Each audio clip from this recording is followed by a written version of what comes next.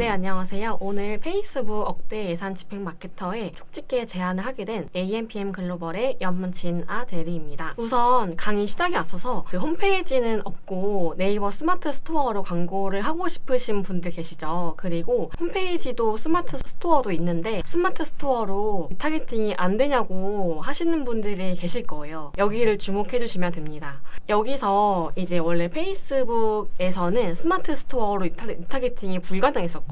왜냐면은 페이스북 픽셀을 넣을 수가 없었어요. 그때가 2020년도 작년 기준이었거든요. 네이버 로직이 변경된 이후로는 스마트 스토어의 픽셀을 넣을 수가 없었습니다. 하지만 지금 현재로서는 그 페이스북의 스크립트를 스마트 스토어 안에 넣을 수 있는, 우회할 수 있는 방법이 생겨서 저 또한도 이렇게 하고 있고, 스마트 스토어에 이제 리타게팅을 실현해서 2차로는 이제 스마트 스토어로 랜딩을 걸게 되면은 전환 추적이 안 되잖아요. 그렇기 때문에 2차로 랜딩을 걸 때는 자사몰로 걸어주셔야 전환 추적이 가능하고, 홈페이지가 없으신 분들은 이제 스마트 스토어로 랜딩을 걸어서 스마트 스토어 안에서 매출을 확인하시는 방법이 있습니다. 네, 다음은 저희 홈페이지의 유입 과정을, 즉 퍼널이라고 하죠. 1차부터 3차까지 신규와 리타게팅에 맞는 매체들을 구축해 둔 것입니다. 1차, 2차, 3차 유입 퍼널이 있습니다. 여기에서 이제 SNS를 보시면 신규화 그리고 리타게팅에 정말 적합화된 매체라고 할 수 있는데, 오늘은 이 SNS에 대해서 말씀을 드리도록 할게요. 네, 알고리즘입니다. 주어진 문제를 논리적으로 해결하기 위해서 필요한 절차, 방법, 명령어들을 모아두었다라는 뜻이 되겠는데요. 그러면 페이스북이랑 인스타그램의 알고리즘은 무엇일까요? 네, 페이스북의 창시자 마크 주커버그가 얘기를 했습니다. SNS의 알고리즘의 정책이란 정확히 어떤 작동 원리인지는 말해줄 수 없지만 확실한 것은 개인 간의 상호작용을 불러일으키는 콘텐츠에 더 많은 보상을 한다고 합니다. 결론은 SNS 알고리즘을 전부 다 알 수는 없고 고품질 콘텐츠로 제작해서 광고를 진행해야 한다는 것이죠. 네, 페이스북 측에 따라서 입장을 보면은 영상 제작 팁이라고 나와 있네요. 상황을 빠르게 연출하고 설명이 매우 중요하고 가장 흥미로운 장면으로 시작하고 화면 비율을 모바일에 최적화하세요.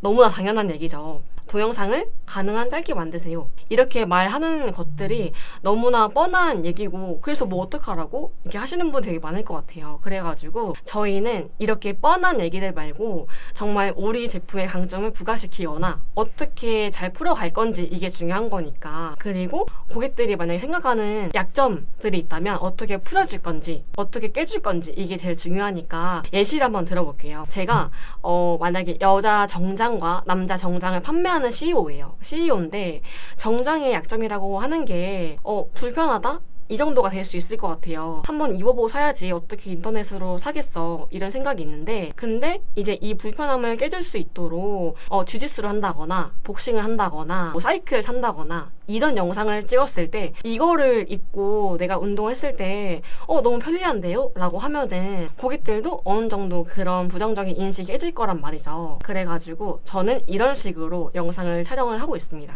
이 업체 같은 경우는 클라이언트 측으로부터 공유를 동의받은 데이터이고 1 예산 8,90만원 소진했을 때 1 전환 매출액 1,800만원으로 로아스 2,250%를 달성했습니다. 다음은 2018년도 페이스북 정책 발표에 따라서 다음과 같은 콘텐츠를 광고가 여러 개 있었을 때 노출을 우선시 해준다고 해요. 콘텐츠가 페이스북을 통해서 공유받고 좋아요 받고 댓글 받고 상호작용이라고 했을 때는 해시태그라고 생각을 하시면 됩니다. 그래서 광고 게시물에 보면은 공유와 좋아요와 댓글과 해시태그를 주변 친구들한테도 해달라는 부탁글이 있었을 거예요. 이런 문구들이 이런 것 때문에 있는 거거든요. 이렇게 해서 광고 콘텐츠의 품질을 좀 더 높여주시면 광고 노출이 보다 더 잘 될 거라고 생각이 듭니다. 네, 다음은 바로 자사가 있으면은 자사의 타사, 즉 경쟁사가 있겠죠. 이 경쟁업체가 어떻게 광고를 하는지 보고 싶다라고 하시는 분들 또 주목을 해주세요. 여기 보시면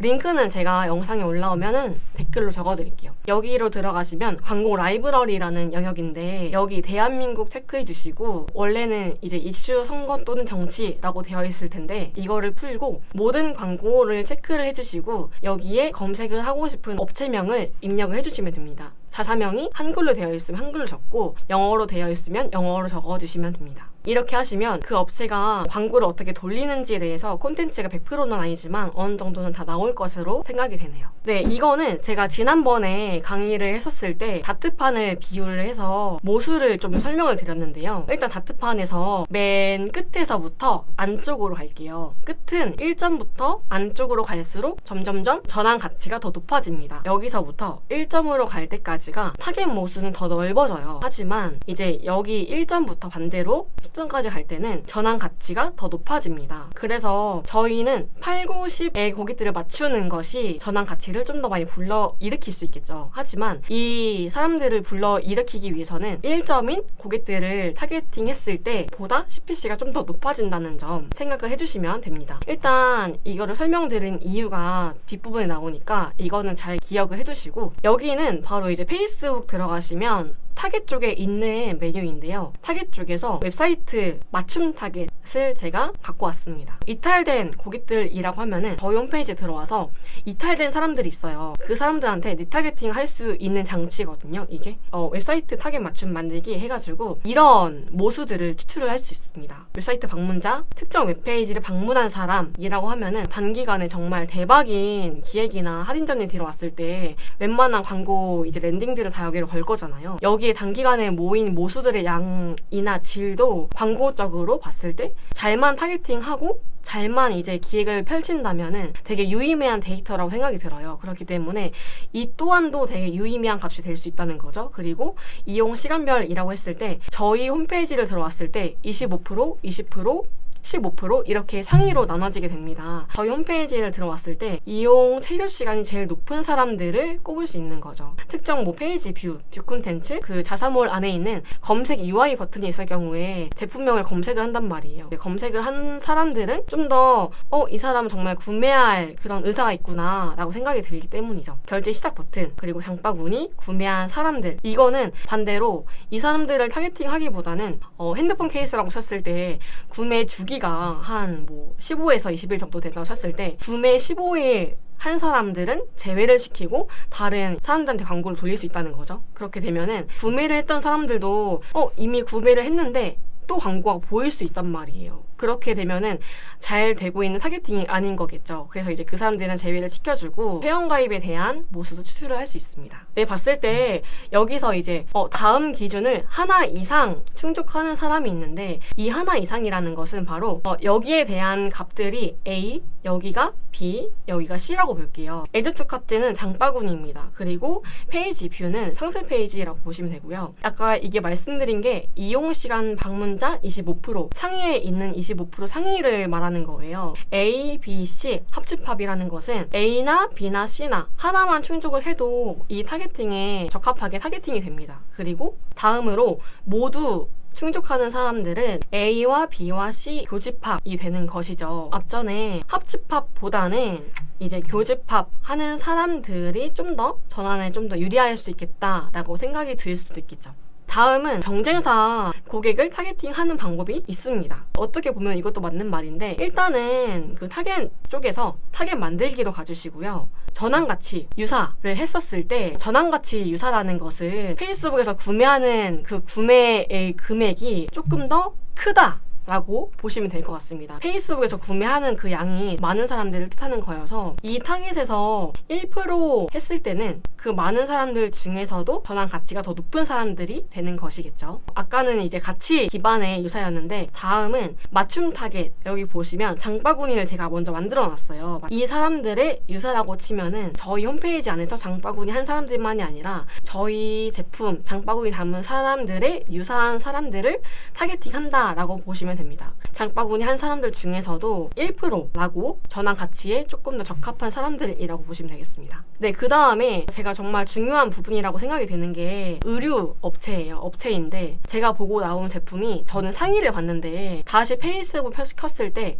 제가 보았던 이제 상위가 뜨는 게 아니라 하위가 뜨는 경우들이 있어요. 이렇게 되면은 업체에 맞는 제품에 대해서 타겟팅이 된 게 아니죠. 그렇기 때문에 고객들이 본 상품 그대로 리타겟팅을 시켜주시는 것이 맞습니다. 그 다음은 특정 페이지 리타겟팅이 가능합니다. 만약에 저희가 아까 말씀드렸다시피 뭐 할인전이나 기획전을 한다. 그 사이트에 들어가서 상세 페이지 안에서 넘버링이 이렇게 떠요. 카테고리 넘버, 이 페이지 넘버가 65번이라는 거예요. 그럼 이제 65번, 이 홈페이지에 들어왔던 사람들 중에서 장바구니를 담고 상세 페이지를 보고 했던 사람들을 다시 한번 타겟팅을 할 수 있으니까 조금 더 심오한 타겟팅이 될 수 있다는 말로 이해를 하시면 되겠습니다. 네, 기계는 사람을 이기지 못합니다. 이 말이 뭐냐면 페이스북이 머신러닝을 잘 한다고 그러시잖아요. 머신러닝을 잘 한다고 해서 다 맡길 게 아니라 머신러닝이 잘 되고 있긴 하지만 수동으로 저희가 계속 만져줘야 하는 부분들이 있거든요. 이거를 제가 설명을 드릴게요.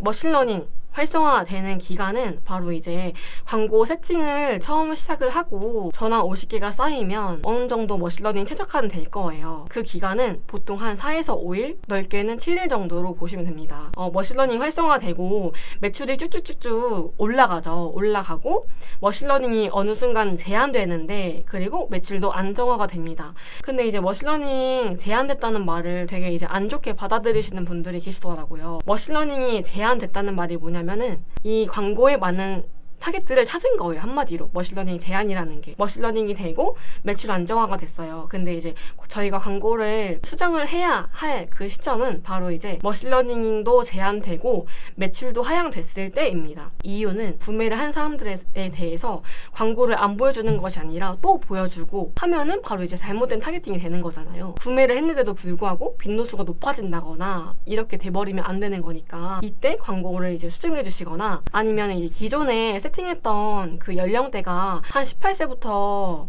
뭐 45세까지였어요. 근데 이제 이거를 똑같이 복제해 주시고 기존 거는 끄셔도 똑같은 사람들한테 노출이 다 된다라고 볼 수가 없는 게 대한민국에서 18세부터 45세까지 정말 넓잖아요. 그렇기 때문에 저희가 가진 예산이 있다고 하더라도 그 많은 사람들을 다 타겟팅할 수는 없습니다. 그렇기 때문에 차라리 7일 정도 구매를 한 사람들은 뭐 제외를 시킨다든지 이렇게 하시는 것이 조금 더 정확한 타겟팅이라고 보실 수 있겠습니다. 제가 준비한 내용은 여기까지고요. 만약에 또 혹시나 필요한 내용이 있으시다면 댓글로 남겨주신다면 그 부분에 대해서 좀 더 많이 공부를 하고 강의를 할 수 있도록 하겠습니다. 네, 이상으로 AMPM 글로벌의 염진아 대리였습니다. 감사합니다.